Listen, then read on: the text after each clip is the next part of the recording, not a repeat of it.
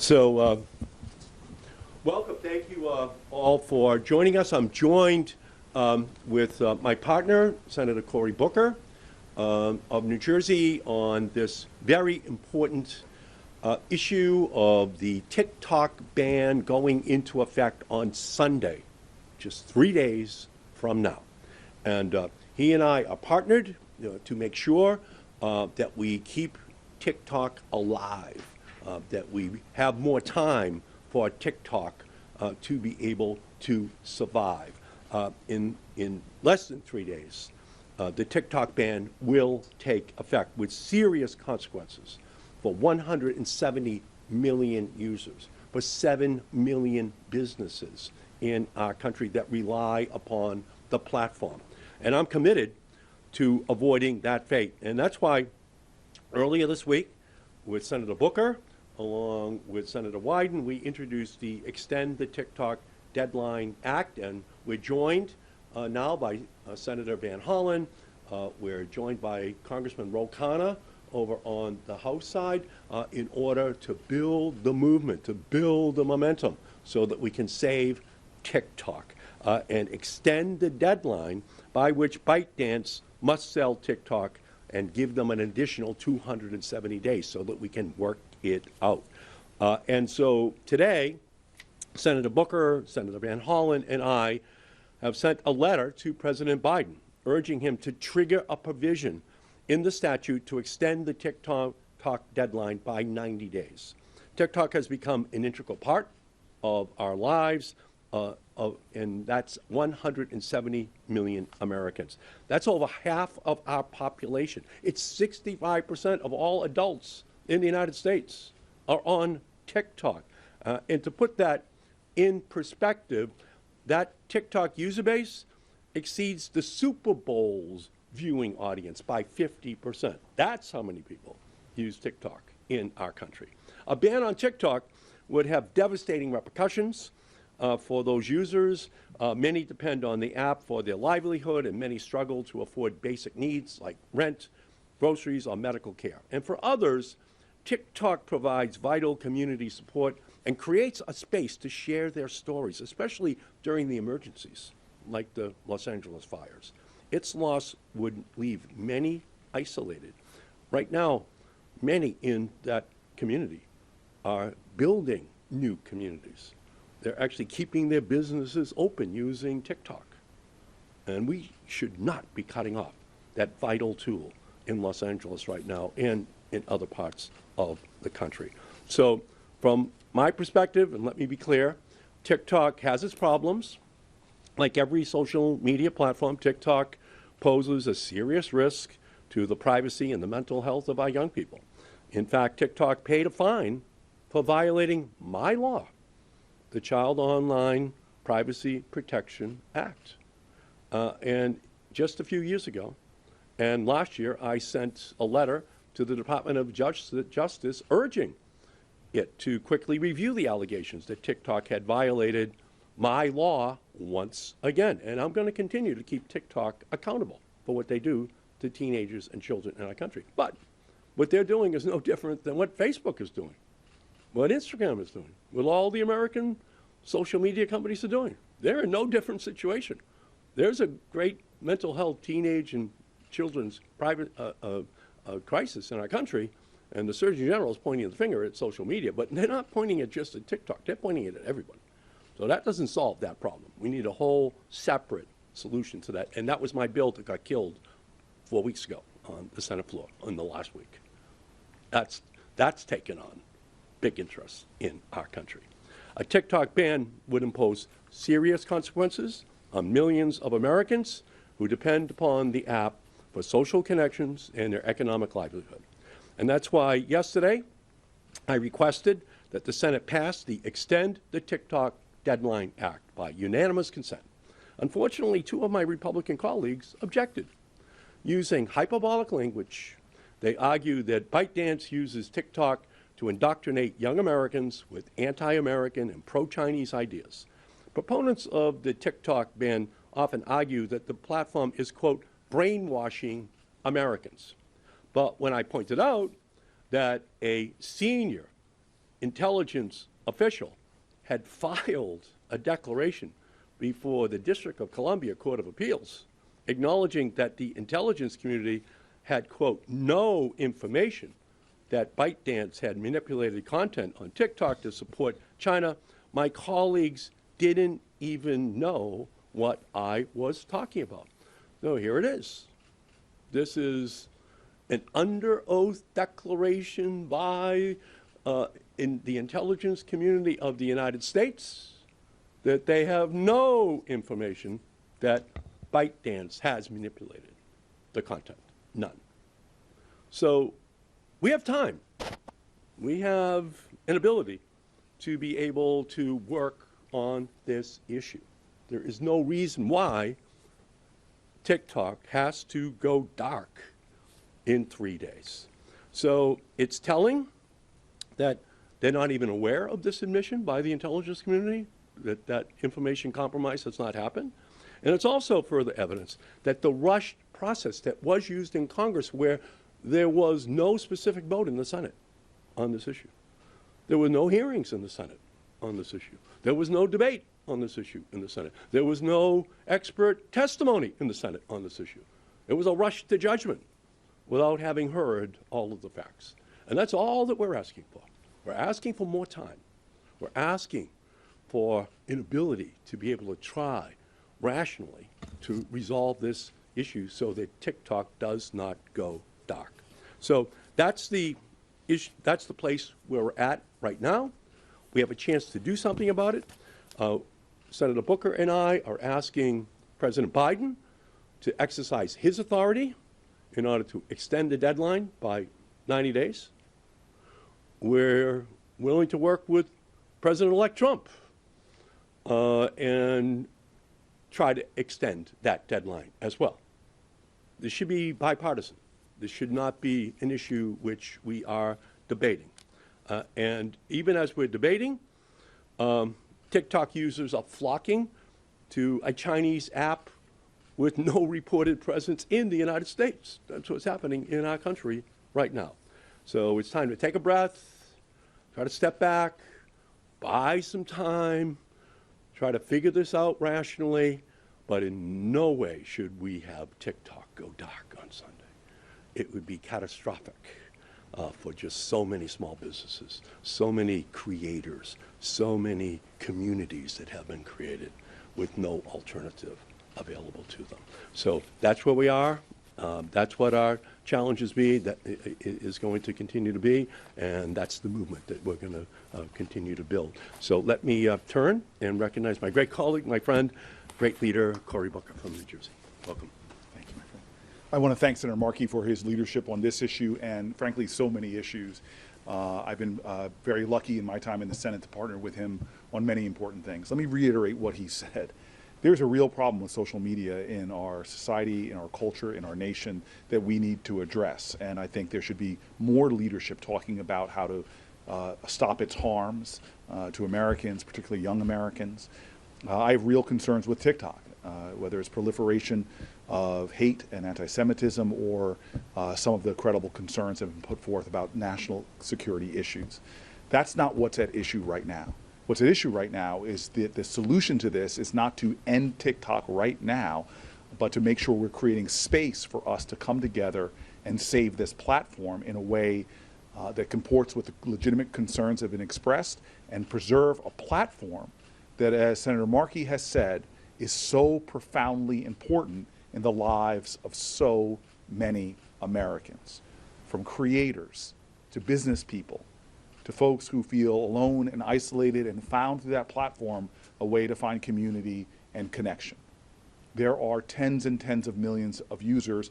I myself am one. I'm very frustrated with how Congress has gone about doing this. We did not have a debate in the Senate. We did not have hearings in the Senate. We did not even have a specific vote.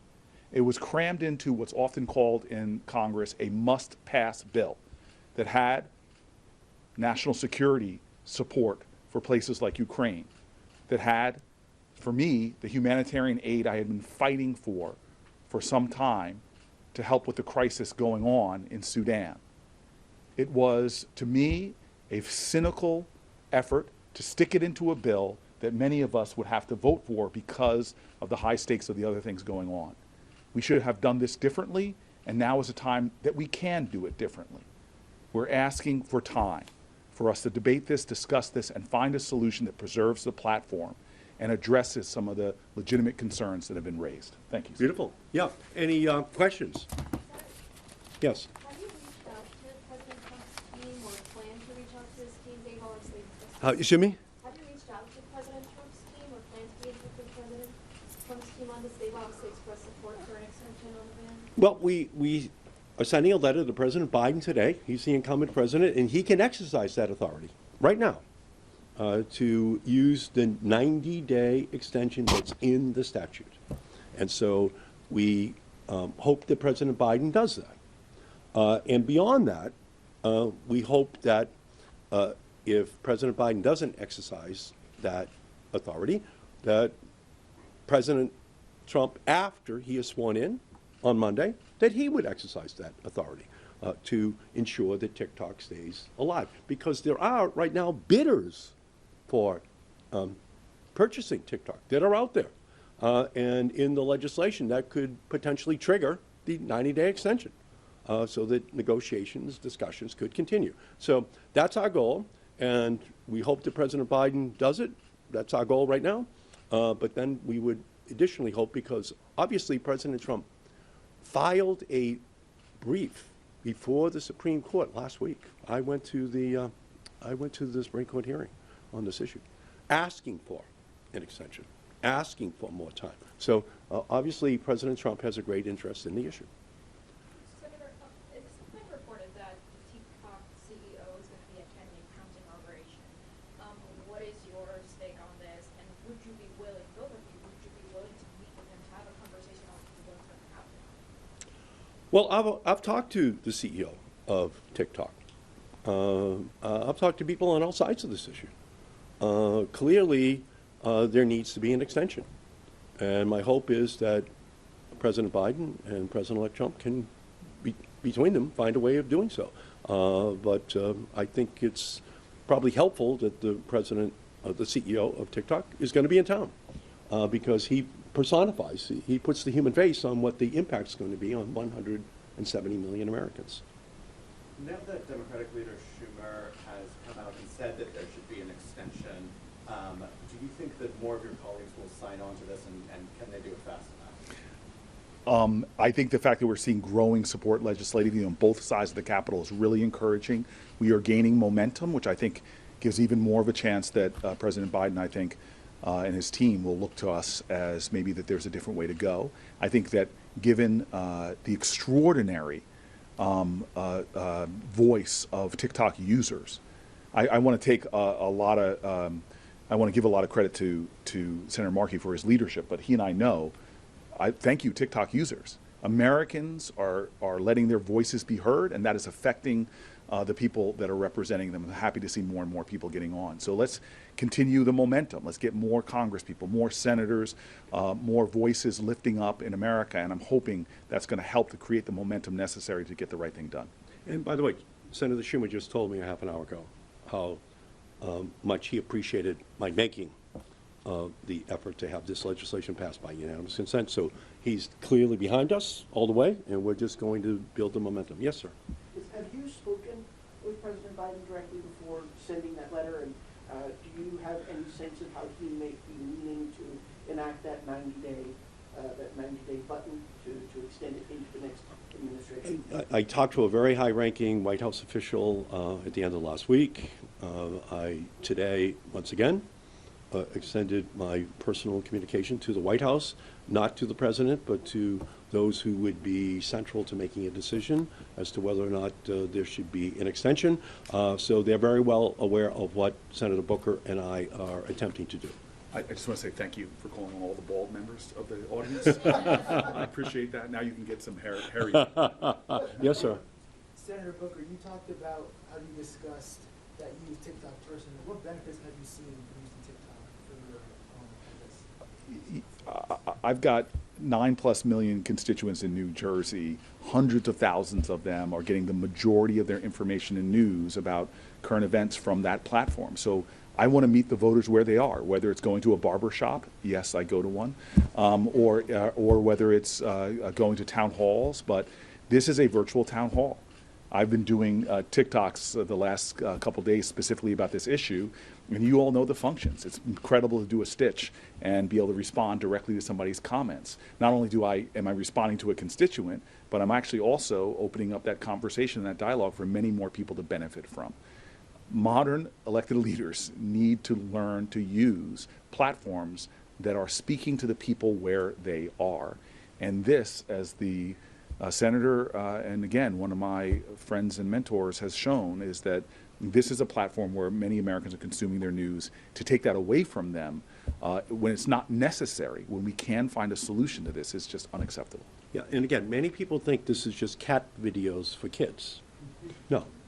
Hey, there's nothing against cat There's videos. not, we have nothing against cat Okay, videos. let's We say that. love cat videos. Yes, yes. But it's also community, it's creators, it's small businesses, it's democracy, it's people talking to each other. And again, it's 65% of all adults in the country. So let's just remember what we're talking about right now. And we have time to give a little bit of a reprieve so that we can have this conversation about the national security issues, about the potential purchase by other entities in our society. But it just makes no sense, and it's why on Inauguration Day, if this happens, oh my goodness, it'll be a battle for which story gets most attention above the fold. Inauguration of the president or TikTok banned in the United States. It'll be a battle, but both will be on the front page. Could on you Monday. ask when somebody over 35? There's 2 of them or 3 of them here. And yes, back here. So, 2 questions. Do you think He's not over 35. very kind? Do you think TikTok meets the legal threshold to get an extension right under the law? They have to have a binding agreement to sell. And realistically, can this get done in 90 days? I mean, given the algorithm, given China, can there be a sale in 90 days? Yeah, well, there's been an offer on the table from Frank McCourt and others for a week. But there needs to be some time in order to negotiate with him or with others, right? But obviously, I don't think there was ever an anticipation of a bill passing and being signed in April of 2024 and having the entire appeals process go right up to 3 days before the inauguration of another president and the deadline for TikTok going dark. So the bottom line here is we still don't have a decision from the Supreme Court on the constitutionality of what the Congress and the president did last April. We don't have an answer to the constitutionality. And by the way, TikTok has a right to go to the courts to get a determination as to whether or not it's constitutional. Senator, it's hard for you to go to your right, but maybe you should. So that's why the extension really makes a lot of sense, because the courts haven't even yet determined its constitutionality, and as a result, they haven't left enough time to consummate a purchase if necessary. Yes, sir. To the right. Thank you, Appropriately, he's in red, Thank too. you, Senator Booker. In light of the looming ban, we've seen a lot of users this week go to some other apps, including Chinese-owned apps Right. like RedNote. Is that a concern? Does there need to be a more comprehensive approach from Congress for combating some of these foreign-owned apps and copycats of TikTok as they pop up? Right, and as you make your red note question, we're so glad that you've worn your red sweater in order to, be part of that theme that that you're channeling in the question. That's why we need a timeout. We need hearings. We need experts. We need to know what we're talking about. The Senate never considered this issue. It was jammed into the Ukraine-Israel humanitarian relief bill with no discussion on our side. It's just a part of the problem with the legislative process that we have right here. But in a case like this, it just has incredible negative consequences. And this migration towards red note is a very good example of the law of unintended consequences, which the Congress right now doesn't know anything about. There are more people on on TikTok to understand it than members of the House and Senate, this migration to red note right now. No one even knows what that word means in the Senate, okay, to be honest with you. It's sad but true, and that's why we need real experts to come in and to testify, you know. Congressional experts kind of an oxymoron, you know, like Salt Lake City nightlife or jumbo shrimp, you know what I mean? We need real experts to come in and to tell us what we should be doing on any particular issue. Yeah. You want to go to your right, say your right, sir? Do you want to stay? Oh, yeah, yeah, She's was one of the first hands Yeah, up. please. I feel bad. So you say that the appeals process has taken some time, but why wait until now to do this? You know, it was passed initially in April. Why didn't, or have you been working on this for months? Oh, I've been working on this all along. I actually went out on the Senate floor on the day it passed and said, this is a big mistake, putting the TikTok ban in that must-pass legislation. I gave a very extensive speech that day. I was trying to talk to the Senate about how respectful they should be of the consequences of just, without any debate or thought, abolishing the most popular, you know, social media site in the country. And so, yeah, I was on it from day one at 8 a.m., the day of the ban passing in the Senate, and I've been on it every day since. And I just want to give him a little more credit. He's been working on this for some time, talking to a lot of people. And again, even today, I want to thank the TikTok users. We showed, just by him going on video and talking to it, his videos on TikTok just about this subject have millions of views. I think more and more legislators are seeing that. So one, his leadership has been there from the beginning, but I keep wanting to go back that this is a democracy. Your voice matters, and I want to continue to encourage TikTok users to let your voice be heard by your representatives, by your senators, by the outgoing president, by the incoming president, because I really think this is one of those situations where the power of the people is greater than the people in power, and you are making a difference. Your voice is being heard, and that's why on our bill, we have so many new members jumping onto our bill and creating some momentum. So please don't give up. Please keep pushing for a common sense solution to this. Right. And as recently as yesterday afternoon, talking to my Senate colleagues, they didn't even know that the intelligence community has filed an affidavit with the D.C. Circuit Court of Appeals saying they have no information about the compromise of this information. So, so we need to do a big educational, you know, process here in the Senate, and we just need time out on the field while we study this issue and try to get a reasonable solution. Because again, the creators, the communities that are out there right now are desperate. They're seeing, and many of them, their lives that are just going to be eradicated. 7 million small businesses who use this technology. There's at least 225,000 jobs directly related to TikTok, all gone, because it's going dark. TikTok has made that clear. It's going dark on Sunday. Yes? What do you make of all of these major tech CEOs that are going to be on the platform on Inauguration Day, some of them even altering some of their practices to, you know, better suit Trump? What do you make of that?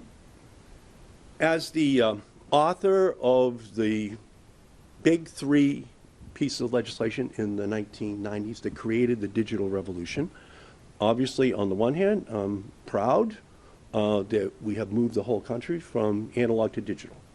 When my final bill passed, I was the lead Democrat. In February of 1996, when President Clinton signed it, not one home in America had broadband. Not one home. So the goal was to move America from broadband, narrowband to broadband, from dial-up to broadband, from analog to digital. And we've been successful. In the first generation, Google, eBay, Amazon, Hulu, YouTube, you know, I'm very proud of that. But there's a successor group of companies, including TikTok and others, you know, that are now filling the space. That was the goal. But there is a Dickensian side to this revolution, which I said back in 1996. It's the best of technologies and the worst of technologies simultaneously. It can enable, it can ennoble, it can degrade, it can debase. It can do it all. The big companies, they tout all the great stuff they do, enabling, ennobling. And they try to hide the degrading, the debasing. Huh? They try to hide it. So as they're up there on the platform, the companies that are the principal beneficiaries of those three bills that I'm very proud of, believe me, I know how important it is that I have introduced my AI Civil Rights Act, endorsed by every single civil rights group in the United States, okay, as part and parcel of this AI revolution that they're all talking about. So as I see them up there, I know that we need an AI Civil Rights Act. In the same way I know we need a teenage privacy Bill of Rights. In the same way I know that we need to keep, as the 1996 Act did, my law did, that $80 billion has been spent making sure that computers on poor kids' desks in schools and inner cities all across the country have access to these technologies. So I see them up there, and I'm afraid that they want. I'm afraid they want to walk away from their responsibilities. Okay, from their job to make sure that we deal with the sinister side of cyberspace. And so that's, for me, almost a gift that they're going to put themselves up there, because that will allow us to talk about all the other things that we should be asking from them. I'm sorry, Cory. But first of all, you could have kept going. You could have gone from Yeah, I got it. Flintstones to the Jetsons. I've got. I mean, you had a lot of things there, from I'm disco sorry, to Taylor Swift. Yeah. You could have gone. You got to get your rap there. Yeah, A little bit better. yeah. We got one last question. Yeah, that was, by the way, when only birds tweeted. Yeah, that's when that good. bill That's a passed, good one. that was That's a good nothing. one. That's We're how here all long week, ago. by That's the how way. long Yes, ago yeah. it was. Yeah. Okay, good. And I'm you know sorry. what? I just want to say, like, when I went to write my book, I was blown away that you have one of the greatest records when it comes to this space, Thank you. going back not years, but a couple decades. Thank you. More than that, sorry. Thank you. Okay, sorry. Last question. It's got to be really good. I mean, this is a moment. Answer the inauguration question, though? What's that? Can you answer the question about the text? No, he's the center of this show. Come on. Yeah, Go ahead. Yeah. Good. Have any of your Republican colleagues come out in support of your bill, and will you continue to push for legislative solutions if TikTok does go dark? Yes, 48 of our Republican colleagues have signed on to, oh, I'm sorry. Weren't we talking about misinformation? No. We have not gotten one Republican co-signer at this point. As he said, he called for unanimous consent vote, and Republicans were the ones that, not Democrats, but Republicans were the ones that came forward. However, I am very hopeful, because of what Donald Trump has been saying, that you are going to see a switch with a lot of Republicans who will perhaps be influenced by the president's own views and the president's strongly expressed opinions on the matter. So there is a bipartisan way forward. We're hearing the incoming president, and we're hearing a lot of Democrats joining the leadership of Senator Markey. And I didn't mean to be I did not mean to be flip with you. The truth of the matter is, I have larger concerns that have nothing to do with the subject about the way money is flowing into the inauguration committees. This is not simply to Donald Trump.